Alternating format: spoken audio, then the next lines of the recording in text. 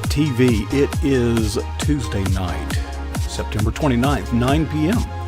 on the East Coast. It's time for PJNet Live. We are rolling a bumper.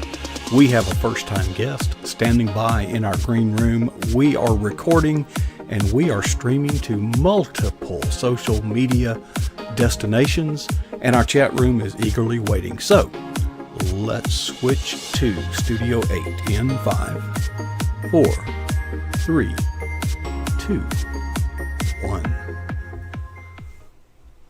Well, good evening and welcome to PJNet.tv. I'm your host, Coach Prasick, the man, the luckiest man in the world. I get to sit here night after night after night and talk to ordinary Christians from around the country and sometimes even around the world. And folks, this is a place where everyday Christians just simply share their walk with Christ. And I am just delighted with some help from Star Ayers, who you see in our chat room. Good to see you, Star. Star has many friends, but one of them is standing by right now. Let me bring Sandra Merville Hart onto the stage. And Sandra, you are here, I believe, from the great state of, is it Ohio, or where are you? Ohio, yes. Ohio. Way up there, we actually hit below 70 today. I mean, they're putting up warnings. And, well, Sandra, we're glad to have you here on PJNet Live. Now, how did, you obviously know Star. How do you know her? Well, I've met her at a writers conference, and she's also in one of my, we're in a group together, Word Weavers. We're in a critique group. Word Weavers. There's 6 of us in the group, and we're very, very close. And I love her so much. I just appreciate her telling me about you. Well, did you get in trouble and she's punishing you and saying now, instead of sending you to the to detention, go to PJNet.tv. You got to tell your story over there. So, I don't think. You don't think? No, I hope not. But I appreciate being here with you guys tonight. Thank you very much for inviting me. It's good to be here.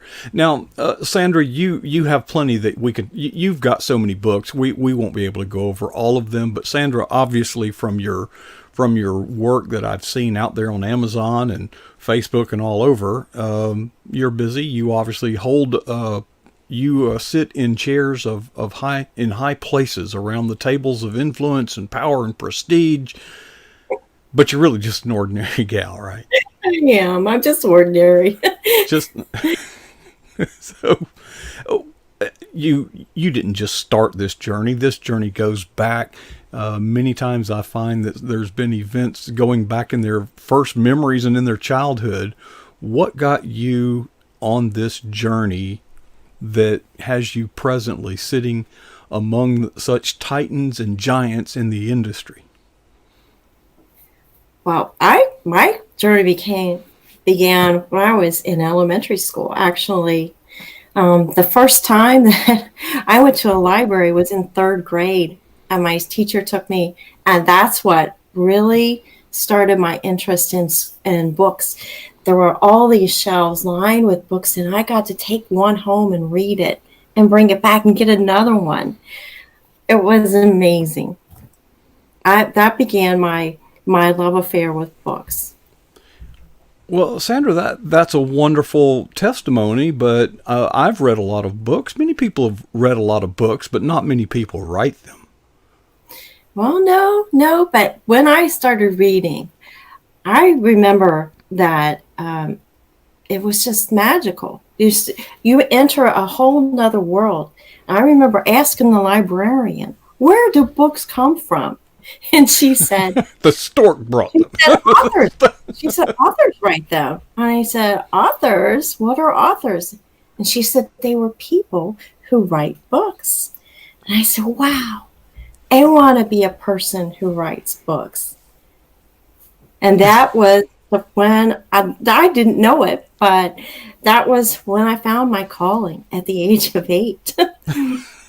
Well, were you a Christian at that point, or did you even have any clue what was going on ultimately? Actually, my mom read to me from the Bible, and I guess I was sort of a Christian at that time. I Sort would of a think so. Christian. But I was not, I actually became disillusioned a little bit, and I've had to find my way back to God. I came to God when I was 15. Okay. I want to take a brief pause and welcome everybody to the pjnet.tv chat room, which would include Becky Lindsay. Ben Cooper apparently got his computer fixed, so I'm told. Hazards 4 is here. Rachel is here. Star Airs is here. Sunbelt Girl, our associate producer, is here. Folks, you may be watching this on social media right now live. And we certainly are glad that you have taken some of your time to join us. But at the same time, we want you to know that you're invited to join the live chat fellowship. It's at pjnet.tv. In case you forget that, see that logo over there? It's on there. Just type that in. And you can actually watch the same program.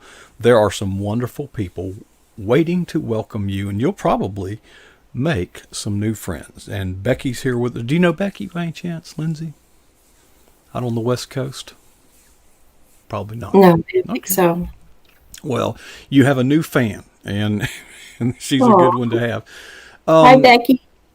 Somewhere along the line, okay, you're like 8 years old. You're in the first grade, second grade, somewhere in there, and you're reading books voraciously, and you're enjoying the experience. Is it like in some cases, people read to escape the reality of the day-to-day experience they're having.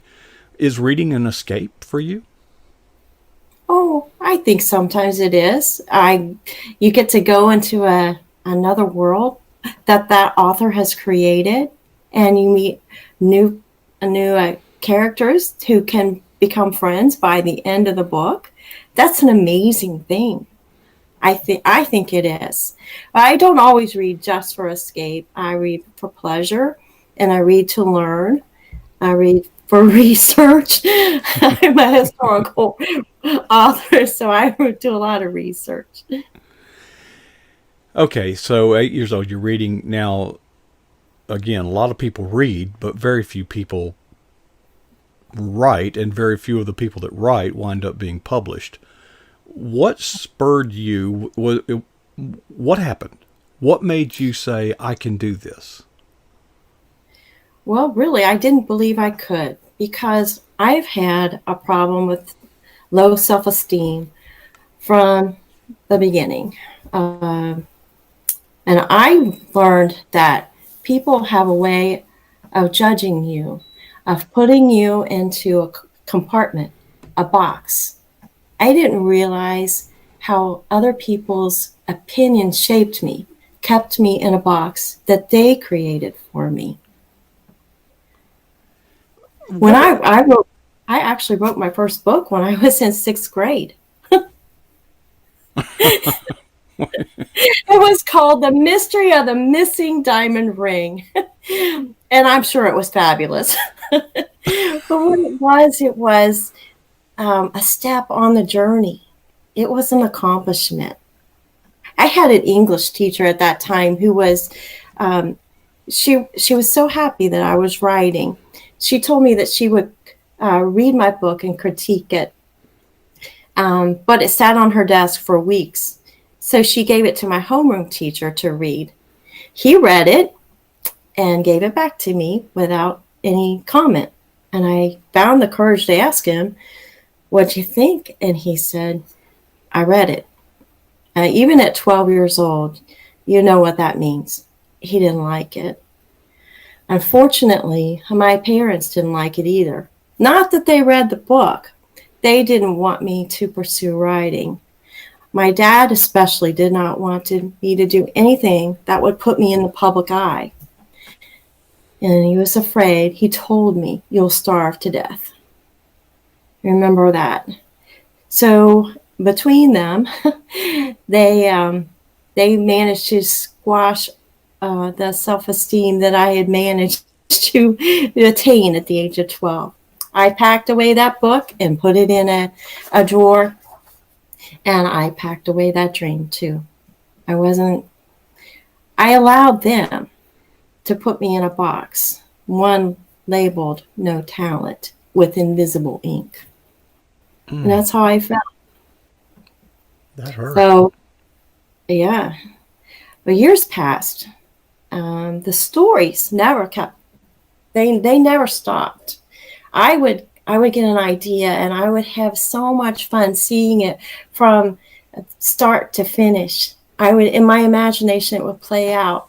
Then when it got to the end, there'd be a sadness because I wasn't going to write it down.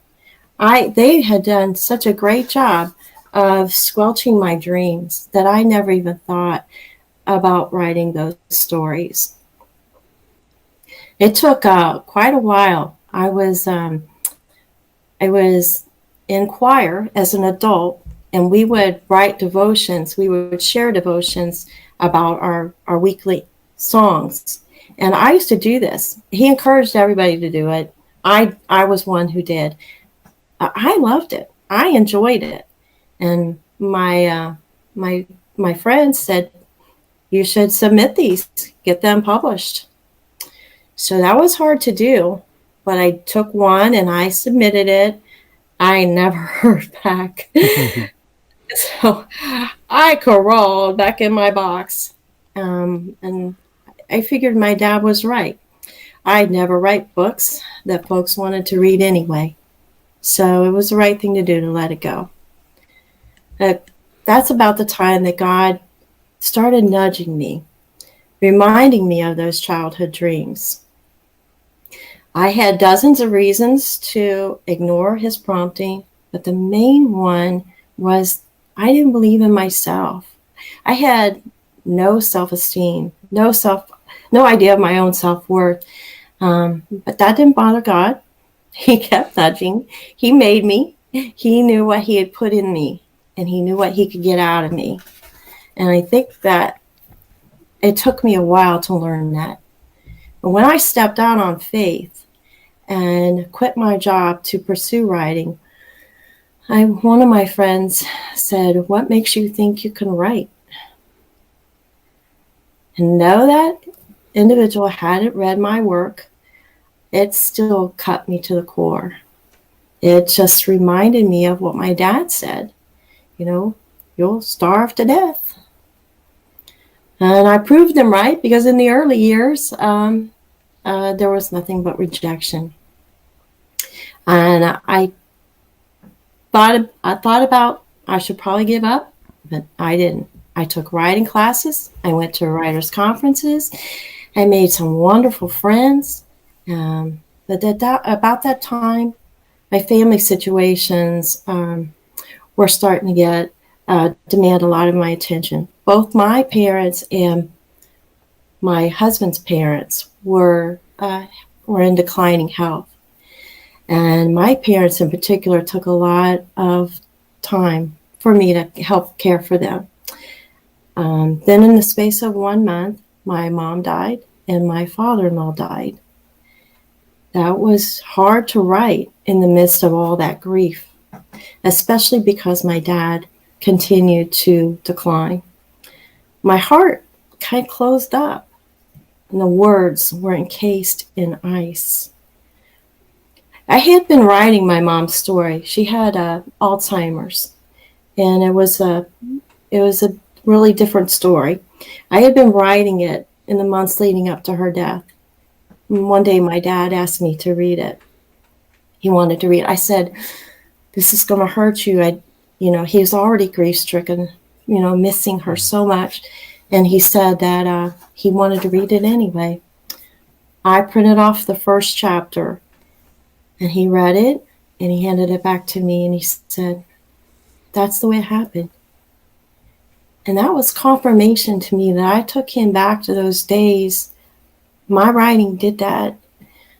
Even though there was a painful time, I felt like I had done that. And then we buried him 5 months after my mom died. It was a lot of heartache, but it freed my time to write. I had written my mom's story by now, and I was starting to give into my passion for history.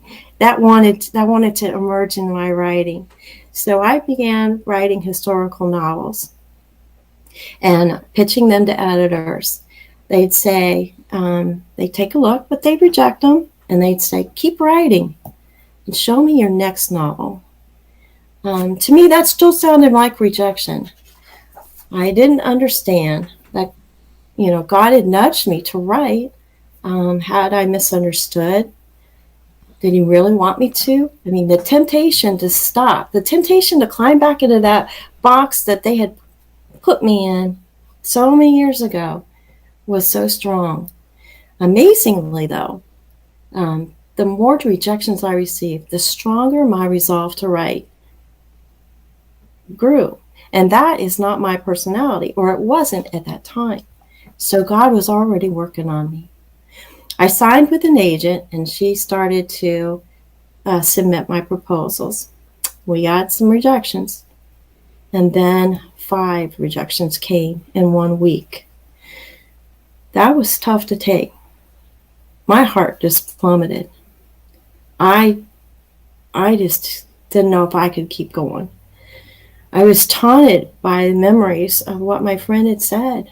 What makes you think you can write? Well, they were right, apparently. This person had put me in a box. So many others had stuffed me into that same cramped space. Why hadn't I stayed there?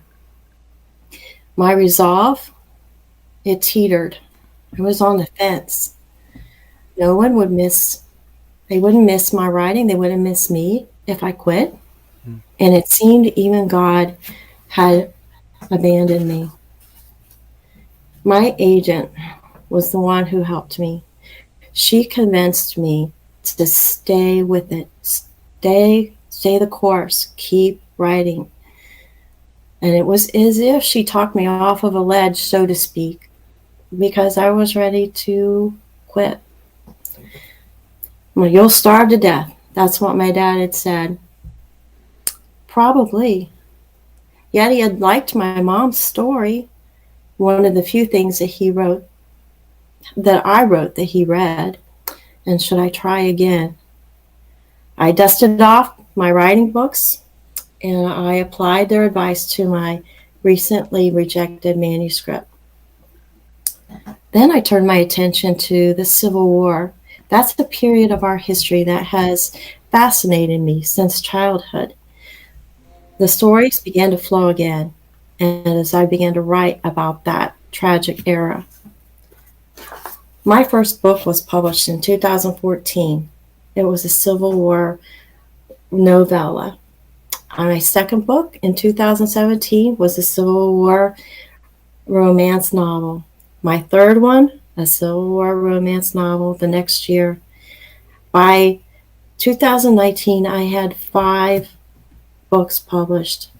Had I allowed the naysayers and the folks who didn't believe in me, didn't believe I could write a book, to control me, I would have quit ages ago. And I'm wondering if there's listeners here today who can relate to a story like that. Low self-worth, low self-esteem, people who try to squash your dreams. The people in our lives often try to determine our limits. Take your marching orders from God. Don't listen to them. Don't allow others to put you in a box. People even try to put God in a box. I think they'd be surprised to learn that the one who measured the waters of the earth in the hollow of his hand never put his big toe in their box. And we don't belong there either. Let's listen to the one who knows us best and get out of that box. Amen. Amen, Sandy. Speaking of, I'm going to go to the chat room and read a note to you. Oh, okay. Let me see if you can figure out who said this. I'm so glad that she kept going. She's such a beautiful person. Oh, was that Star? That was Star. That was. Oh, thank you, Star. I love you too. You've got some friends out there. And Me too. okay, you've written several. We only have to. We're about. We should be done already. But let's stay another minute and just Oh, talk I'm about sorry. one of your books, "A Rebel in My House." Tell us about it real quick. Oh, Rebel in My House is set during the Battle of Gettysburg. And what's fun about that is I didn't know my story. I knew there was a story waiting for me at Gettysburg, and I went to Gettysburg to find it. That was so fun. It was a big adventure. And I remember going thinking, well, my story's here. No, the story's not there. Is it in the streets of town? I don't know. Is it in the battlefield? I don't know. But it ended up being I had to tell the story of what the townspeople went through, because they went through a nightmare that lasted for months. But it was a fun way to look for a story, to go there and find it.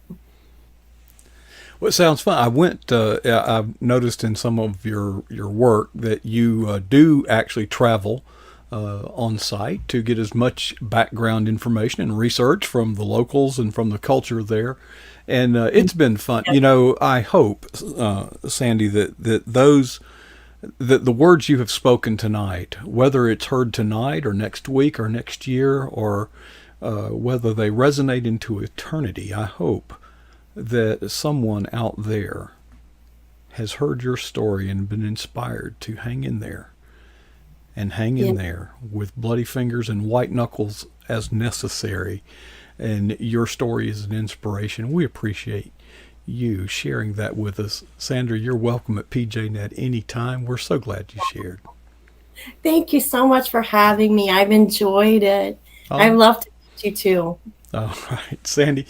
That was Sandy Merville Hart right here on PJNet.tv, and it is great to hear inspiring stories like yours.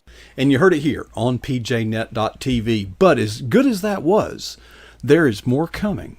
At the bottom of the hour, in just a few minutes, Del Didway will be visiting with us, as he does every week at that time.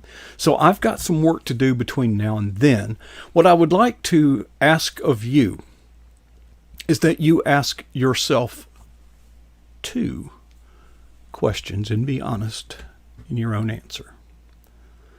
Number one, what is the boldest thing that you have ever done for Jesus Christ?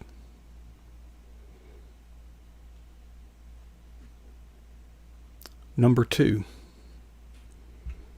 how long ago was that? I hope you've enjoyed the testimony that we've heard tonight, a testimony that required boldness in the face of criticism, boldness in the face of denial, boldness in the face of discouragement, but victory in the end. It's my prayer that we would never be satisfied with our answers to either of those two questions.